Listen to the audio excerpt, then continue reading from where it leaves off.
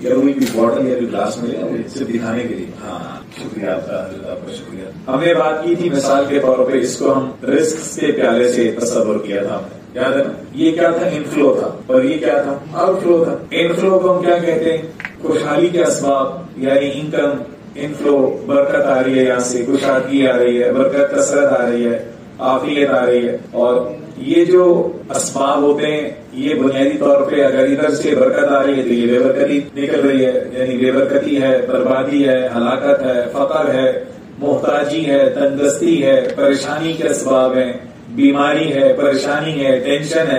ٹھیک ہے. اور ہم نے یہ بات یہ کی تھی کہ رزق جو ہے وہ مال پر صرف نہیں بولا جاتا. یہ سمجھ آ گئی؟ رزق میں کیا کیا چیزیں کی مثال کے طور پہ بتائیں. صحت نمبر 1 شاباش. اور بتائیے.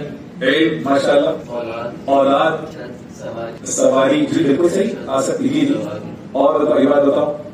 سکون، عافیت.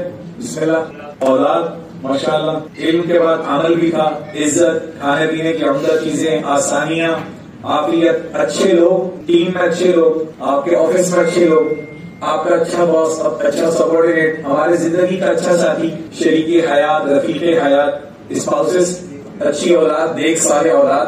یعنی تقریباً کوئی 8 10 12 چیزوں پہ رزق بولا جاتا. ٹھیک ہے نا؟ ضروری نہیں ہے کہ مال ایک حصہ، مال ایک حصہ. اب کوئی ایسا عمل، کوئی ایسا سبب، یعنی کوئی ایسا ایکشن ہو سکتا ہے وہ صحت کو ٹریگر کرے.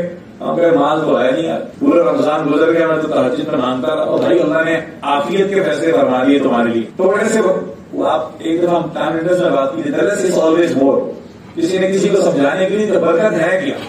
ٹھیک ہے نا؟ اس نے کہ جب تھوڑے میں عافیت پڑ جائے اور بہت سی بیماریاں سر نہ اٹھائے، بہت سی پریشانیاں سر نہ اٹھائے. ٹھیک ہے نا؟ بس اوقات مانگی کوئی چیز تھی، اللہ نے وہ حادثہ دور کر دیا. ٹھیک ہے نا؟